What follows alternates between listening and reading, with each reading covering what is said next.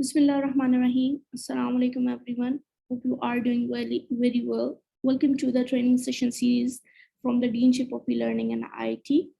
Myself, Reema Shaheen, and today we are going to learn about engaging e-content development. Before going toward the main content and the main topic, let's have a look toward this quotation. E-learning interactivity is more of a dialogue that happens between learners and digital learning tools. What does it actually mean? That these terminologies are much familiar with us now after COVID-19, and it's been 2 years, and we are much familiar with these terminologies like e-learning, digital learning, some e-content, e-courses, online courses, electronic learning, digital learning. These all are related to something which we are going through. This is not just terminology which is you are saying that it's I'm not familiar with these things, but what actually the mean and how we can proceed with up to the standards. Let's have a look toward today's session. We have a session on the engaging e-content development. Today we will learn about how we will be able to make an engaging e-content development. With the advent of internet and World Wide Web, the access of information has become very easy and entire world is moving toward digitalization. This is not an unfamiliar quotation, or this is not an unfamiliar statement that everyone is going toward the digitization. 21st century students learn in a global classroom and not necessarily within four walls. So now we are not restricted to the just four walls, and now we are beyond to these four walls, and learning mediums and models are changed now. They're more inclined to find information by accessing the internet through mobile phones and computers, or chatting with the friends on the social networking site as well. The advancement in the technology and the innovative digital devices and tools have a great potential to improve educational outcomes. So after being 2 years and using the e-learning systems and using the e-learning courses, online courses, now you can say, yes, technology give us one big picture and one big door open to us to learn between good outcome, educational outcomes. Now technology help us to give us a good educational outcomes. Educator must understand that the use of digital content and the devices will improve teaching and learning, and this enhance the educational opportunities and benefits. Because this is now era of the learning from the screen, and we are learning from the online, students are learning from the mobile phones and the computer. So this is a need from the educators. They have to focus on the content which we are providing to the students must be some up to the standards. The content must have a quality and some benefit. We have to give them opportunities to learn more good way and more productive way. This session on the e-content development is meant to understand the meaning and the standard of e-content, learning objects, or designing and development of digital resources for teaching and learning. The session is aimed to providing the knowledge and skills for teachers to better present their learners and their learning styles. So today I'm going to explain you how you will be able to make your content more attractive, interactivity, engaging, and you will be able to develop this up to some standards. First thing first, let's have a look toward the e-content. As I know, this is not an unfamiliar word for you all, but let me explain what actually the meaning of the e-content. Electronic content or e-content, which is also known as digital content, refer to the content or information delivered over network-based electronic devices, or that is made available using computer network such as internet. So with this simple definition of the e-content, we can just grab this information, anything related to digital on some digital devices or on any network based, some information delivered over the network base, or if we get any information from the internet. So that is called the e-content. Let's come into the main point. We are talking about the e-content development. So what is the necessary tips and tricks, and what are the simple standards for create a e-content in a better way, in engaging, attractive, interactive? So these are the now necessity for the content for educator to create their content more engaging for the students, because you are not in a place of the face to face and you are not interacting with the student by face to face. So now screen and the learner, so this is a dialogue between the screen and the learners. So we have to create something engaging and something attractive, and for the students to, they have to engage with the content. So let me show you some 5 tips. You can say we will discuss these things that will help us to create our content more good. Let me start from the first one, that is the effective visuals for an excellent course. Because we are presenting on a screen, so visual is a one essential part. If you want to get a one excellent course, you have to focus on the effective visuals. Effective, efficient storytelling adds value, no doubt. If you are using some storytelling strategies in your content, so that will be able to give a value of your content. And if we are talking about the interactive course are interesting, so yes, if you are giving a one interactivity between the student and the content, then you will be able to give a one perfect environment for learning, because this is not a potato couch environment, like just sit on a couch and you just seeing the videos and you have no interactivity between the content. You don't know what's going on, there's no response from your side. So that is boring and it's not a productive at all. Here is one more tip, that less information leads to better learning. Right strategy creates a winning course. Zero in on the right instructional method. Let me remind you one thing, that we have some session on the instructional design. First of all, let me talk about some instructional methods. We had previously 2 main sessions on the instructional design and how we will develop our e-courses with the help of the instructional designs. So I have a request to you, go through all the recordings previously we have. So these are these all sessions are interconnected, and it's a complete chain to give you a complete picture towards the e-learning and awareness about the e-learning. So why we are struggling here? We are struggling here to give you a one complete picture, resources, information, knowledge, practice, and we are giving you a one good things which is related to your course, which will be help you to create your engaging e-content. So we also had a one session on the less information leads to better learning. We had a one session of the micro teaching. Mr. Shakil Ahmed present that in an awesome way, and he explained that how you will be able to get less information with the less number of people with a good strategy. That is called a micro teaching, and you can go through with that session as well. What we are doing today, we will do today discussion on the effective visuals for an excellent course and the interactive courses, about how we will be able to create the interactive things with our course to make it more engaging. And what does mean of this, that effective visual for an excellent course?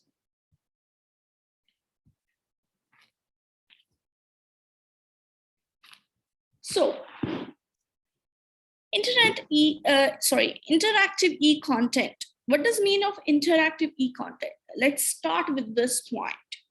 These are all the parts of the complete e-content, engaging e-content development. So now this is the first part we are going to talk about it. What does it mean? That is interactive e-content. Interactive e-learning content means that the learner interact with the screen and course content. That you will be able, your students will be able to interact with the screen to give the response of your questions, and just interactive between the screen to make them more engaged. Interactive e-learning modules use a wide variety of media types such as audio and video files, presentations, graphics, infographics, virtual reality and augmented reality, podcasts, 3D models, and simulations to impart education and trainings. So I just read these some of the points. These are actually the core points to make any of the e-content. If you're talking about that, some audios, video files, yes, it's important for the e-content. Presentation is a core part of e-content. Graphic infographics are essential ingredient for the presenting your course if it's a online course. And if even if it's not an online course, if you are presenting in a classroom, you need to present your presentation, because we are in the era, we are using a different technologies. We have some presenting tool in our classroom, and we are just engaged student with our presentation, some graphics, some infographics. So these are the some necessary ingredients, you can say, to make your e-content more engaging. Effective visuals for excellence e-course. Let's have a look how we will be able to make some visual things and which will be help us to engage our students. The first thing in how you will be able to make a something visually and to attract your students, to give them a knowledge and also engage them with your content. Let's have a look how to make an animated infographics. Actually, infographic is a one, you can say, piece of information where all the information are just attached with that, with the help of the some graphics, some pictures, some of the icons, some shapes. And if we are talking about the some animated infographic, because this is a just advanced step for the infographic, so there is a something which is animated, like just similar to the video, but it's related to the infographics. Let's have a look how we will able to make animated infographics. So the very first thing we're going to need to do is to build out our scene. And to do that, we're going to need images that have some kind of transparency in them. So this could be PNG files or even vector files. And I'm going to be showing you how you can get these files. So if you're more of an advanced user, you can head to sites like freepik.com and search for these vector files. They would come in ESP format most of the times. And then you need a software that can read this. Adobe Illustrator is a great software for this. But if you're looking for a free alternative, there is also another software which is called Inkscape. It also does a good job at reading these files. I'm going to put a link in the description to both of these softwares. So if you're interested, you can head down there and download them. Now, if you're less of an advanced user or you're just not comfortable working with vector files, you can still get some of these images from within PowerPoint itself. What you want to do is go to Insert, then click on Pictures, and then click on Online Pictures. And while you're there, just search for whatever you're looking for and add the word illustration at the end of it. This should give you the cartoon style like images, and a number of these would actually have transparency in them. I'll go ahead and select 2 of these and insert them. And as you can see, the second one right here is an ambulance that has some transparency. I can move that around. You can also do the same by adding the word PNG. And most of the time, this would bring pictures that have some transparency in them. All right, so I'm going to go ahead and create our very first scene here. In my case, I will be using the vector files and Adobe Illustrator.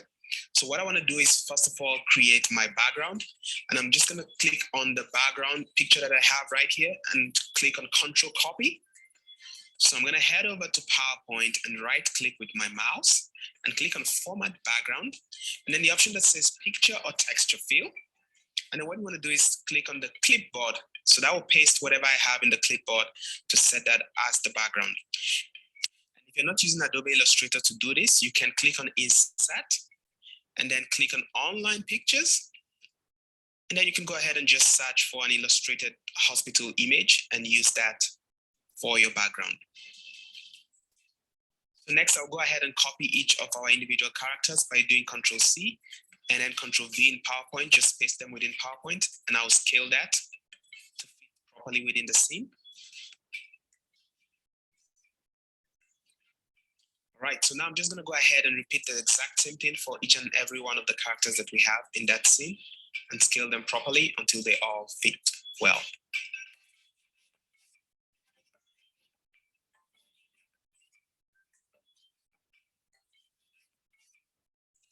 And remember, if you're not doing this with Illustrator and vector files, you can simply just go to Insert on PowerPoint and click on Pictures and then Online Pictures, and then just search for pictures of a patient, for example, and just put the word PNG next to it, and you can insert that within your scene and follow along with this tutorial. Next, we are getting to the fun part. We're going to start animating our scene, and there are 3 ways I'm going to show you how to do this. The very first is the animation tab that you have right here, and it has several kinds of animation that you can use to bring your scene to life. The first is the entrance animation, and this sort of just controls when your character comes into the scene. We also have what is called an emphasis, and this doesn't bring the character into the scene, but it adds some movement while the character is already within your scene. Then we also have what is called an exit animation, and this simply takes the character out of the scene with some animation.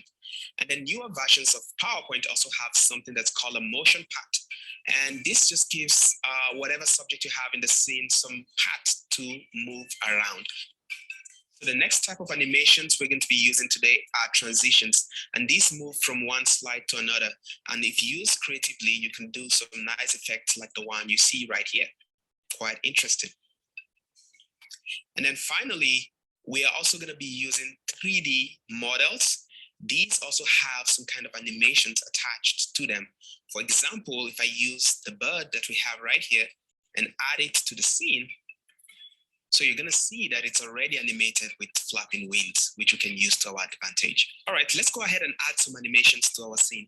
So I'm going to click on this object right here, and I'll go to animations so we can add some entrance animations. So again, there's some options already available right here. And if you don't like any of those, you can click on more entrance effects, and that will open up a whole lot more options. The key here when you're doing these kinds of animations is to kind of keep things simple. If you put too many animations and keep it busy, it's gonna look a little bit kind of shady. So I'm just gonna go for something simple like peek in. So they're gonna rise from the ground. Look at that, that's quite simple and clean. I'm gonna go ahead and repeat the same for the second object in the scene. So if you want to see your animations, you click on animations pane right up here, and then it shows you all the animations that you have in your scene. And you can always click the play button to see what it looks like so far. So for our main subject then, we're going to use 2 types of animation. I've added the float in, and then I'm going to do one more thing. I'll go to add animation, click on that, and then I'm going to add an emphasis. For example, we could use maybe the theta effect, so that way he comes up and then shakes his head to kind of say hi. So here is what that looks like. It's looking pretty good so far. So for our final 2 characters, we're going to use motion paths for them. And you do that by going to add animation and then motion path. And I'm going to be using the left to right motion paths so they walk across the screen. So what I'm going to do next is go ahead and adjust the path. And to do that, you want to click right here where you see a little green line. That adjusts where it starts from. And I'm going to move that to start just right from outside the screen. And then you're going to see a red dot on the other side, and this shows where it ends. And I'm going to drag this red dot all the way to the other side to make it so that they end just right, almost at the end of the screen. All right, so let's take a look at what that looks like right now. So as you can see, they move from the left to right. So they are moving pretty fast, and that doesn't look so realistic, but no problem. We're going to fix that real quick. So you want to click on the effect itself, which is the last one we just added. Right click on it and go to timing. And then you're going to see where it has the different durations. So you can select any one of those. And if you don't like what it has there, you can put it in manually. But for now, I'm going to just use the 20 seconds. All right. So that is already looking much, much better. But we're going to fix one more issue. If you notice, they are walking behind the characters who are supposed to be behind them. And that's an easy fix. All you just need to do is right click and say bring to front, and voila, that is completely fixed. So sometimes you might want to control the way the animations happen, especially if you're using this for a video, and that's easy to do. What you just want to do is right click next to the animations on the timeline, and instead of happening on mouse click, just click for it to start with previous or after previous, depending on what you're trying to do, and just go ahead and repeat the same process for all the animations on your timeline to make sure they're starting automatically and not when the mouse is clicked.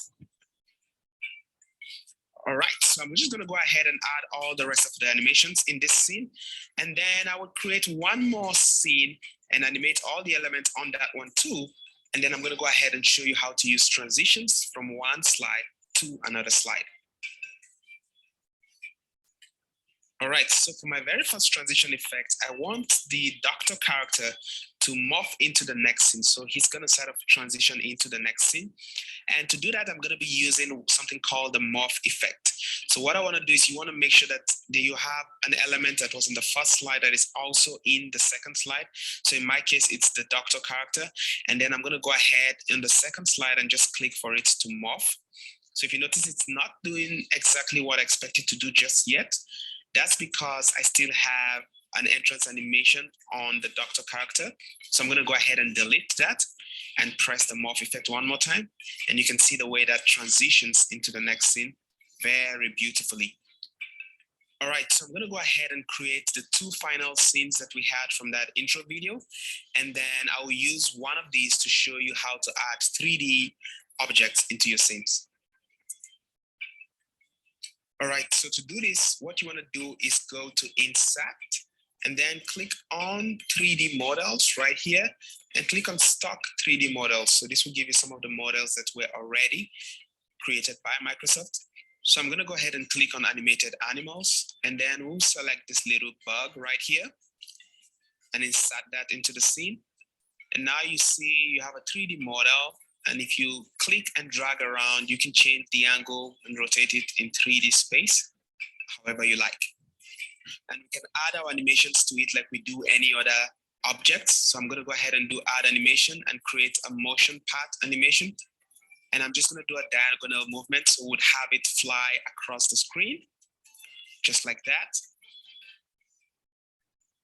And drag that to end somewhere outside. And there you go. So finally, I'm just gonna go ahead and add some clip art text to our scene to complete the final scene. All right, next we're gonna talk about sound design. This is the icing on the cake when you're doing your videos. It adds that final missing thing that makes your videos exciting.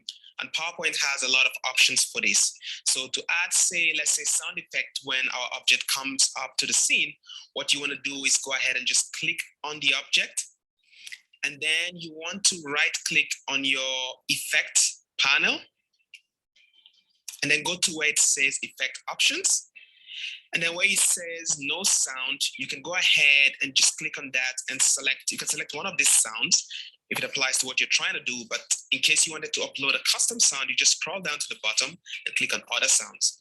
And right here, I have a pop sound that will pop whenever the character plays. And we can always adjust the volume right here to the right. And that's what that sounds like. So I'll go ahead and repeat the same process for the other character. Okay.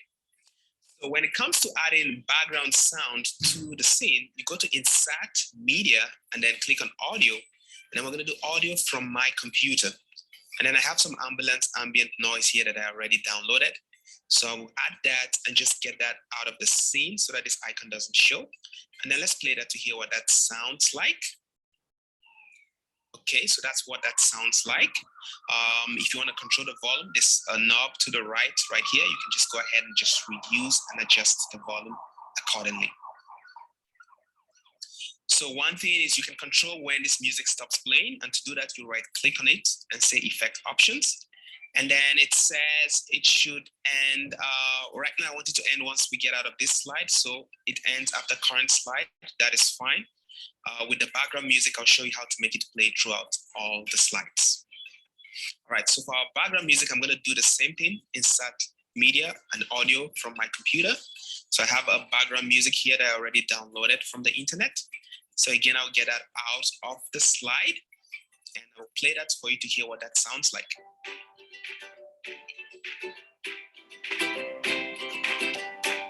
All right, so to make it play throughout the video, we right click again and go to effect options. But this time around, instead of asking it to end after current slide, I'll say end after, and I'll just count. I have 4 slides, so end after the 4th slide is when I want the background music to stop playing, and PowerPoint will take care of the rest for you. All right, now let's see what all of this sounds like. I don't know about you, but this is already looking pretty amazing. I'm sure you can impress a couple of people with a slide like that. Now, finally, let's talk about recording voiceover. If you wanted to do that using PowerPoint, that is quite simple. The first thing I would advise you to do is go to your very first animation and click to start on mouse click. That's because this helps you with the timing of your recording so it doesn't start when you're not ready. Then the next thing you want to do is go to slideshow and then click on record slideshow and then do record from the beginning. So that's going to open this window right here. You just want to make sure that your mic is not muted right here. And then just make sure you're selected also the right microphone from the option right here at the bottom. And once you've done all of that, you have to stay still, quiet, and hit the record button.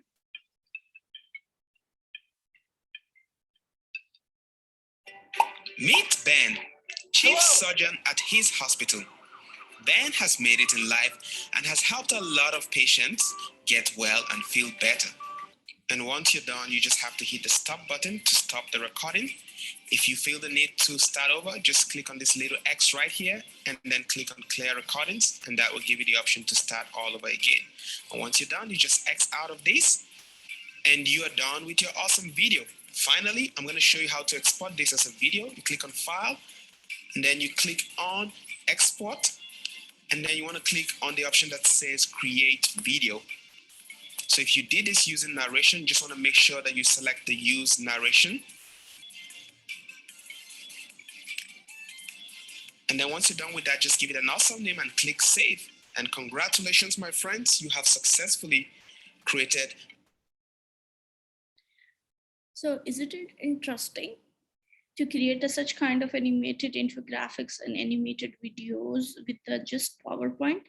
If you are just worrying about thinking that this PowerPoint is not installed in my computer, what to do? This is, I think, related to the Microsoft Office 365. So let me share one information with you. As we are employee of Design University, so Design University give us access to the Microsoft 365. We just go to the Chrome, open the office.com, log in with your email, Design University email and the password, then you will be able to get the access of the Microsoft Office 365. That's so easy. So let's move toward the next part. Actually, these are the all are the some of the parts of the creating a one complete e-content. So don't think this is a whole video, or this whole video is just e-content. And no, I'm going to tell you about the different parts. You can just add these different parts into your course, into your content, to present your course towards your students more engaging and attractive. So let's have a look what is actually interactive e-course and how we will be able to create interactive content. So let's talk about the interactive educational videos. These videos, actually, what does it mean? Interactive educational videos are non-linear digital videos technology that allows students to have their full attention to educational material and to review each section of video as many times as they wish. These kind of videos have an option to interact with the user. The user just interact with the screen. For example, there is a one video and there is a one pause. There's a one question quiz. If you want to apply some quiz during the video, so you just create a one video, you have some questions, you add that quiz into the questions and create a one interactivity between the students. They have to answer the question and then they will be able to proceed to the next part of the video. These are called the interactive educational videos. So by creating the interactive video, you have different tools. These are the free tools you can use, like just Snagit. If you are thinking Snagit is just a screen recorder, no, it's not just a screen recorder. It will give you a one complete studio to edit your videos. Very famous Camtasia. You can also open the Camtasia Studio to edit your videos. Explain Everything. This is a web-based tool. Clayposit, this is also a web-based tool.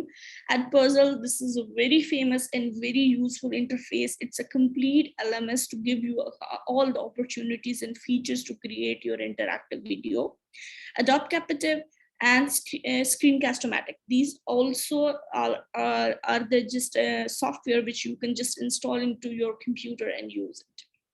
So I'm giving you one wide opportunities in front of you. You can use any of a tool and you can just create your interactive video for your content. How to make interactive educational videos. So now let's have a look toward that how we will be able to create an interactive video. Now we are moving toward the second part, or you can say one of the more part to create some interactive videos to make our e-content or e-course more engaging. So this is another part. As you saw that some you add some of the animated things in your course, and then now you are moving toward some interactive videos in your course. So how you will be able to make that one? Let's have a look. We will use the software that is Camtasia, and let's have a look how we will be able to do this. Camtasia's quizzing features make it easy to gather feedback from your viewers. In this video, I'll walk you through how to create and export a video with a quiz or survey, along with how to receive quiz results. Before we start, it's important to note that videos with quizzes or surveys made in Camtasia must be viewed in the TechSmith Smart Player. And there are 3 simple ways to use the Smart Player. 1. Upload a video to screencast.com, which uses the Smart Player for all its videos. 2. Host a video on your own website and upload the Smart Player. And 3. Upload a video and quiz as a SCORM package to a SCORM-compliant LMS. Now that we know where we can... Here, let me explain you what does it mean. Here is a 3 option. If you want to host a video, or if you want to host a one website and you want to upload there, you can do it. But if you want to export your video after creating, you can just, we are using a Blackboard, and you can import your file in a package of the SCORM package. So when you will be able to export this from Camtasia, you just select the SCORM package, and then you will be able to upload to Blackboard directly. Use quizzes and surveys. Let's get started. To add a quiz, choose Interactivity from the Tools panel and select one of the options. The first option adds a quiz to the timeline. Quizzes added to the timeline can be moved freely to any point in the video. The second option attaches a quiz to a specific piece of media, which then moves with that piece of media as it's positioned on the timeline. Adding a quiz turns on quizzing mode, which allows you to quickly add more quizzes by clicking on the quiz track above the media or the timeline. To toggle quizzing mode on or off, click this arrow. With the quiz selected, add questions and modify quiz options in the Properties panel. By default, the Question tab is open with a blank question already added to help you get started. Choose the question type. Enter the question text, along with answers to the question. Set the correct answer. Then, decide if you'd like to give viewers feedback, depending on whether they get the question right or wrong. For example, send the viewer to a specific point in the video if they answer incorrectly. To add additional questions to a quiz, click Add Question. When finished, click this button to preview the quiz. It's important to note that quizzes are not displayed on the canvas when previewing a project. Select the Options tab to modify the quiz name, and choose whether quiz results are displayed to viewers or if the quiz is to be scored. To produce a video with a quiz, choose either screencast.com or local file. For a local file, choose any of the MP4 with Smart Player options, or choose custom production settings, and then choose MP4 with Smart Player. Continue through the production wizard until you get to the quiz options.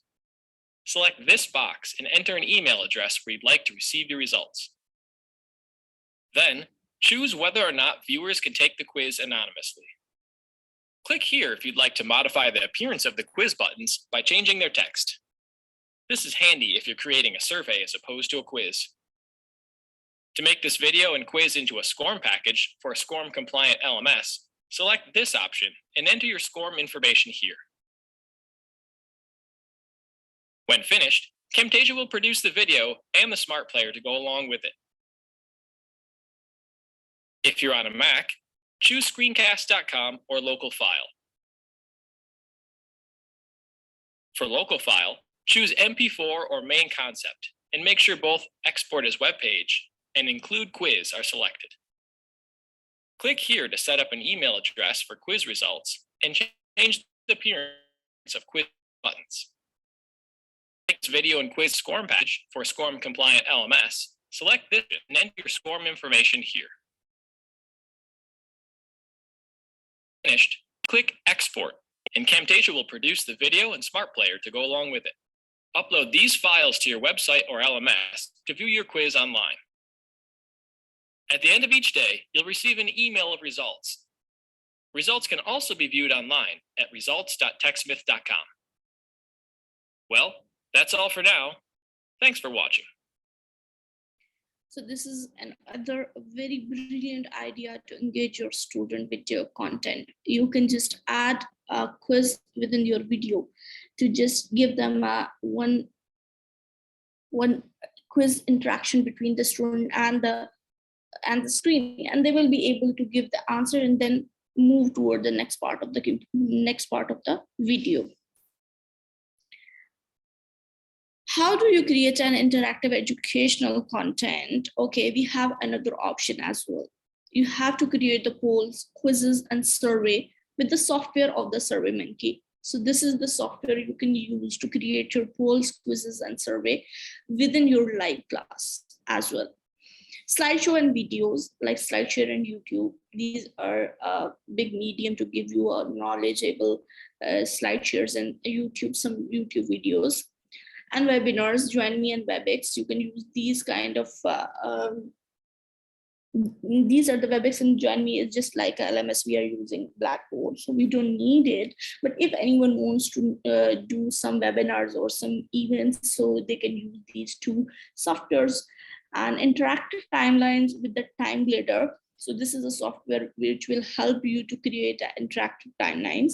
And multimedia storytelling. If you want to create a one scenario which is related to some story, like you want to create a one storyline. So this storyline is one software. And if you have some content which is just like a storytelling, so you can use this one to create that animated and interactive content.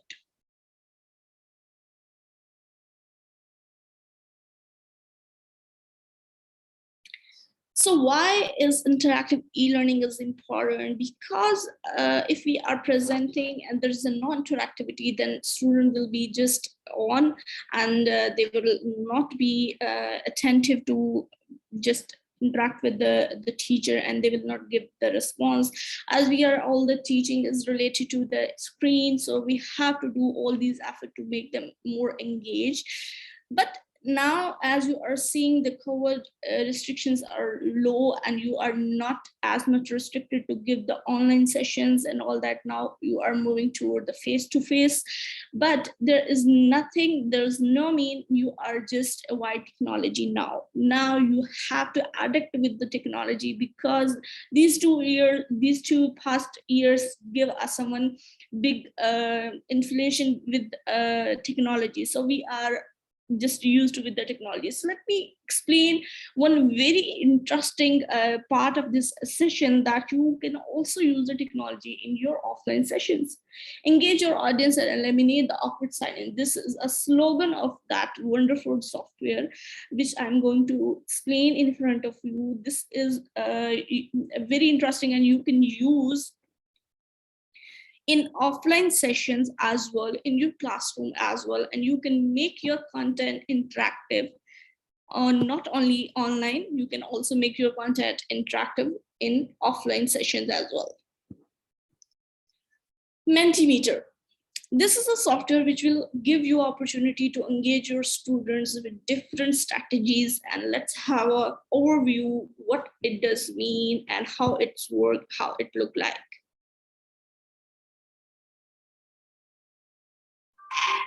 There is too much one-way communications in lectures and workshops and in regular business meetings. And what we're trying to do is a very, very simple but powerful interaction tool. And this is Mentimeter. Everybody wants to be heard.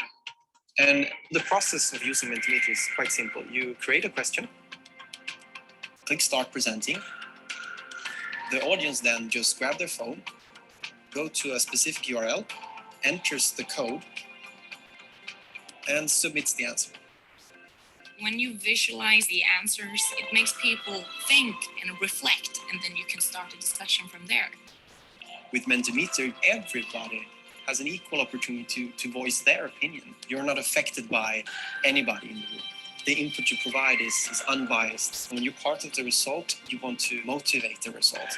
Mentimeter makes people interact in a new and innovative way. When you open up for people to voice their opinion, people feel involved. So the interaction creates a constructive discussion. Mentimeter makes meeting more fun, efficient, and effective. So what do you think? This is not interesting? According to my opinion, this is very interesting because it will give you engaging with the offline session as well. So you can use within your session to just wake up your students with the Mentimeter to give a one quiz, one question, one poll, and just grab the responses from them. So now the question is how you will be able to use the Mentimeter. Let's have a look. Okay, please tell me what you think. Is it interesting or not? This software is interesting for you or not? In a chat box, you can tell me. I just want to see my audience is active or not. Yes, okay.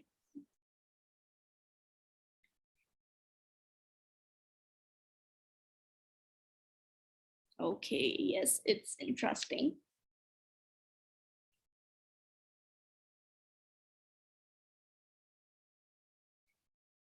Okay, let's have a look toward the new features about and the next features about the Mentimeter, how you will be able to use and how it's so easy, and you can collaborate with the Mentimeter with your PowerPoint presentations, and you can engage your students in an offline session. The thing actually attract me in this software that we will not be just connected to the online classes, online sessions. We will be just able, inshallah, we will be able to completely fully face-to-face learning as well. That would be, you can say, some blended learning environment.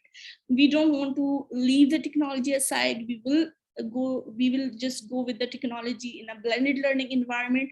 That would be such an awesome environment, and we can use such kind of software to create the interactivity, some engaging, and which will be help us to give a vast and one up to standard environment for the students. So let's have a look how we will be able to use the Mentimeter.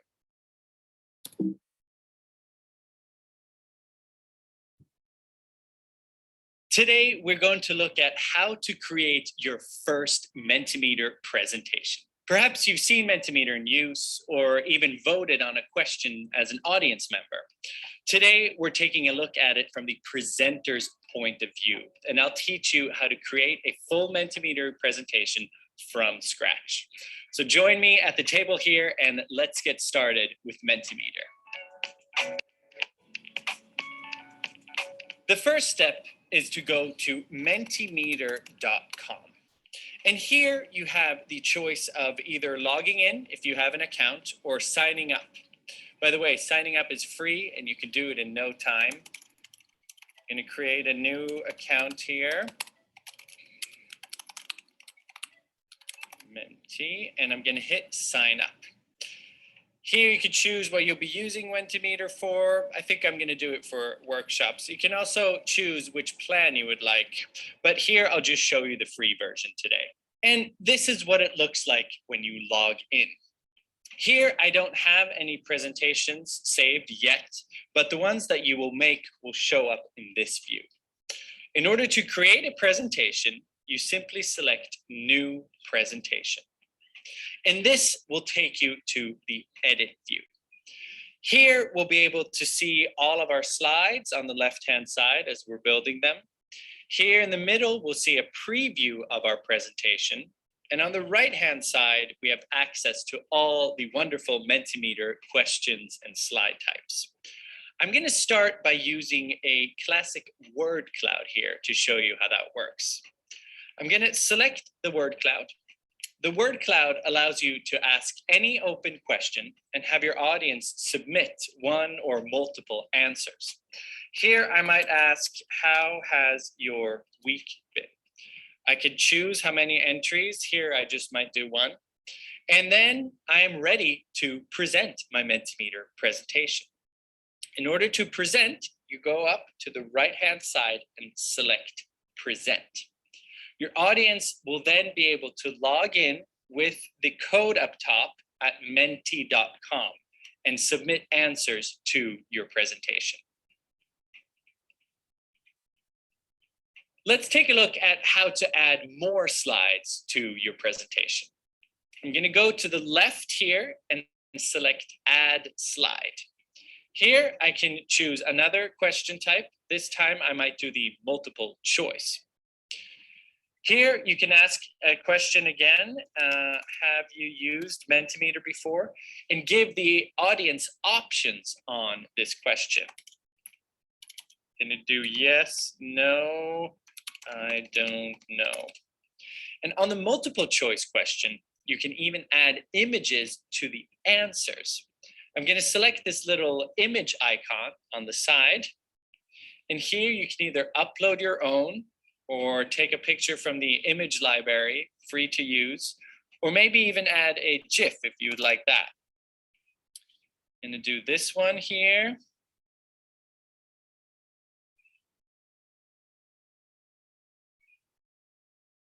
Let's take a look at how this will look when you go and present it. Once again, going to press Present up here, and I'm using the test votes here to show you. Beautiful. As we can see, the answers show up in real time and the pictures are there as well. Now, Mentimeter offers more than these interactive questions. If we go here to the content slides, we can build long and beautiful presentations and add text and images directly in Mentimeter. Here, I'm going to show you the bullet list. I can add my heading here and have my bullets come up. That is Mentimeter live Q&A. And when you go and present, the bullets will show up one by one as you click. Here you can also add any image you would like by clicking on the image icon. Let's take one from Unsplash here. I'm going to square it off, select Save. Beautiful. Finally, it is possible to rearrange the order of your slides on the left-hand side. Here I might start with my word cloud. I'll move up the agenda as in second place and have the Mentimeter question at the end. Mentimeter works great for not only live settings when you have an audience in your room, but also for remote situations. If you're presenting in front of a live audience, you want to show them the full screen of your presentation. And the same thing goes for remote presentations. The easiest thing to do is to put your Mentimeter presentation in full screen and simply share your screen in your video conferencing software.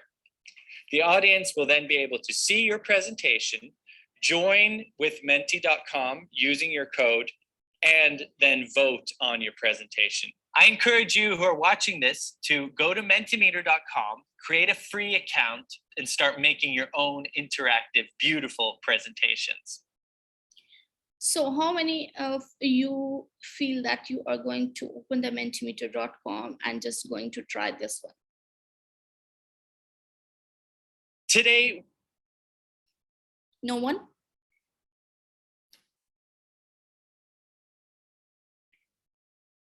Okay, if you are thinking this is so much maybe complicated for you guys, or you just thinking about most of you are not related to the computer field, and it's not some easy steps to just open any of the web and just understand the interface of that one. So let me tell you one thing.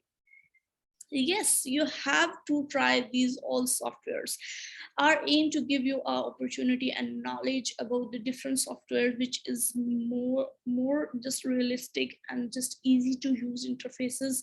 And we are providing you an opportunity to give you a complete tutorials about that, how you can use, for example, PowerPoint. Now it's a very, you can say usually you normally use in your life. So for every presentation you are using PowerPoint. So now I'm giving you an idea about how you will be able to use the Mentimeter with your PowerPoint.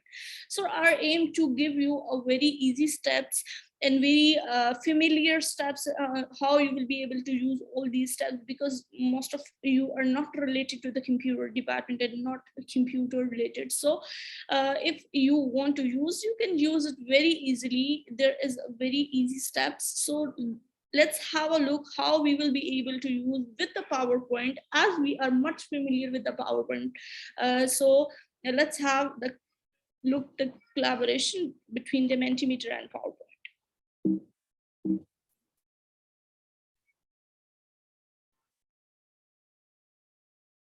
Now, there are a couple of ways in which you can use Mentimeter together with PowerPoint, but what a lot of people don't know is you can create long and beautiful presentations directly in Mentimeter. And let me show you what I mean here. So here I have my team meeting presentation, and I'm going to go ahead and I'm going to add a new slide and scroll down to the content slides. And here I can add bullet points, images, headers, just like I would in PowerPoint or Google Slides, for example. And this allows you to create longer and more dynamic presentations, all while using the app. Now, if you already have an existing PowerPoint presentation, it's really easy to upload your PowerPoint directly to Mentimeter. And to do that, I'm going to go up here and I'm going to click the import button. And what this allows you to do is allows you to import either PowerPoint presentations, keynote presentations, and even PDFs directly to Mentimeter. So I'm going to go ahead and I'm going to click here, and I'm going to select my prototyping presentation here. And as you can see, it'll upload directly to Mentimeter. I'm going to go ahead and close this window, and it'll upload in the background. Now that my PowerPoint is uploaded to Mentimeter, I'll find it at the bottom of my presentation. And here we can see I have my entire PowerPoint presentation directly in Mentimeter. And this allows me also to add the beloved reactions here, the heart, the thumbs up, and the cat, if we would like that. And this is a really smooth and easy way to keep everything nice and tidy in Mentimeter. Now, the quickest way to use Mentimeter together with PowerPoint is to use them side by side. And I'm going to show you how to do that as well. So here I have my Mentimeter presentation ready to go. I'm going to go ahead and select Present, so I have it in full screen. Then I'm going to use Command Tab or Control Tab if you're using a PC, and open up my PowerPoint presentation. I'm going to go ahead and put that in full screen mode as well. And now I have both presentations in full screen. And I can go through my PowerPoint presentation, and when I want to add audience interaction, I simply select Command or Control Tab and switch between the two. Mentimeter works best if you're using it directly in the web browser, but we do also offer a way in which you can use your PowerPoint presentation and have a Mentimeter question in it.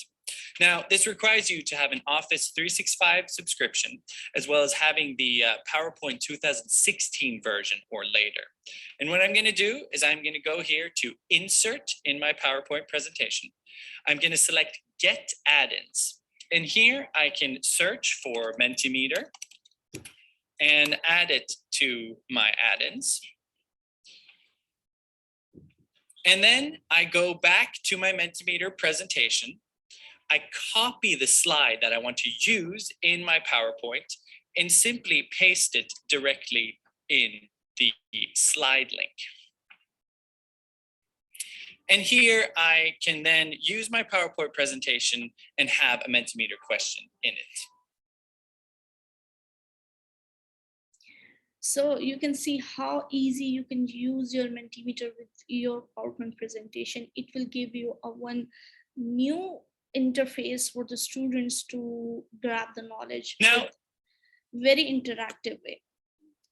Okay, let's move toward the next part. That is also called the Kahoot. This is also a software you can use. This is like a one complete LMS.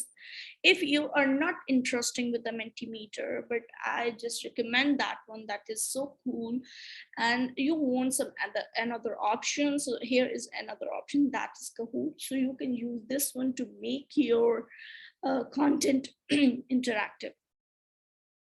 Let's have a look how we will able to use the Kahoot.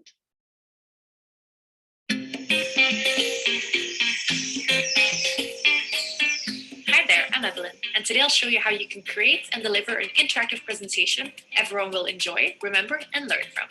Did you know that even when a topic is found interesting, the average person can only focus on a presentation for 7 to 10 minutes at most? How can you ensure your audience will connect with your presentation? Firstly, make your audience the focus of your presentation, and by that we mean interaction. Involve your audience throughout your entire presentation, not just with the Q&A at the very end. Also, make sure your audience remembers the key content you want them to, which is where reinforcement quiz questions come in. Let's explore exactly how you can create a great presentation with Kahoot. Log into your Kahoot account and click Create. You can import an entire deck of slides into Kahoot. Click Import Slides and follow the instructions. We support PowerPoint, Keynote, and PDF. Remember, you can also export Google Slides as a PDF. Make sure you're happy with your slides before you import them. Once uploaded, you can move your slides around or delete some of them, but you won't be able to edit the content in them directly. Add interaction questions in between slides, for example, polls or word clouds, to give your audience a voice and do a pulse check. You can add these in at any point during your presentation. Next, reinforce your key points with quiz questions at the end of a section of your presentation, as well as at the very end. That way, you'll know which content sticks and if you've communicated it well. After your presentation, review the data on the question responses to understand if you successfully landed your key points. Make sure you adapt your presentation content and style accordingly for next time. Now let's go over some top tips and best practices for making your presentation super engaging and memorable. Half as long is twice as good. Prioritize your content by identifying 3 to 5 key things you want your audience to take away, and make sure no more than 50% of your presentation is made up out of slides. The other 50% being audience participation or review quiz questions to reinforce these points. Take advantage of YouTube videos to bring your content to life, but add relevant clips. You don't have to include the entire video. For the best experience, get participants to join the presentation via the Kahoot app. If not, they should disable the screensaver mode on their devices so they don't lose connection throughout. When hosting a presentation, spend no more than 60 seconds on each slide to keep engagement high. Take advantage of real-time feedback. Use polls and word clouds to deliver a continuous Q&A throughout your presentation, not just at the end. If you want to assign your presentation as a self-paced challenge, so the audience goes through it on their own device in their own time, make sure to add more slides to give context. You won't be there to give the explanations live. As a presenter, there's no better feedback to understand in real time how much your audience has taken your key content on board, and you can make every meeting a huge success. And that's how you can deliver interactive presentations. So this is a one overview about the Kahoot, how you will be able to present an interactive presentation. They have some similar features like the interactivity between the student by the polls and by the loopholes in some of the questions there, and some related to the word cloud and all these things, but they have some extra features as well. So you can use any of them, but it's recommended to all of you that it's really interesting, and you will be able to use with your PowerPoint in very easy way. The interface is very easy to use. So hope this session is a one productive session for you all to create your engaging e-content, and it will be help you to create the content for the online session and offline session as well. Thank you so much. If you have any question, you can ask me. If you want me to repeat anything, you can ask, but don't worry, you will get the recording of this session, and you can share with your colleagues and anyone who wants this session recording. So now I'm going to unmute your mics, and if you want to ask any question, welcome.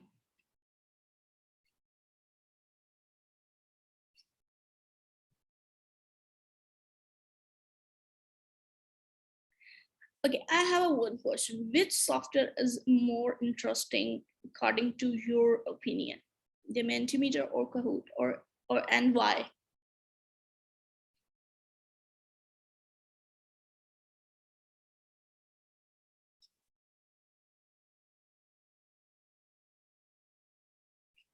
Yes, please. I need your response. We have mashallah 35 participants, and I want to know after the session which software you think it's more good.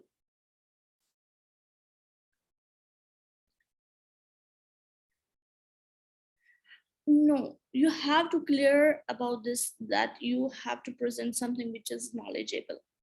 Your infographics, your content must be related to your content. So this is a core part of your focus, that you will present your content with the graphic. That does not mean that they will be distract or something like that. You will use the graphics and everything which is related to your topic, your content, so it will not give your students an idea to any other distraction, all that will make a more engaging things.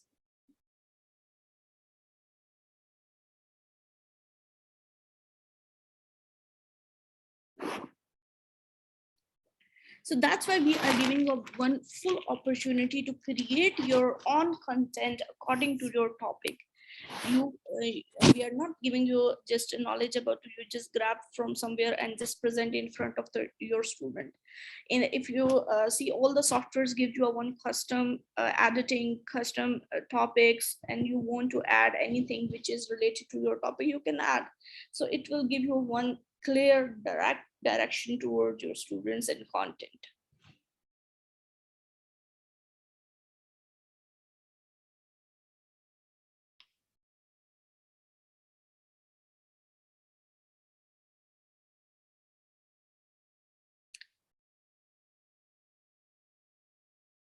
Anyone else?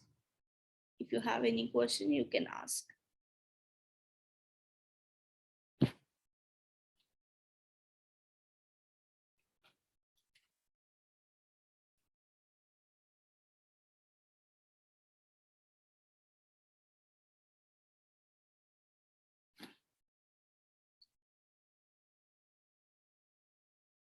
Welcome.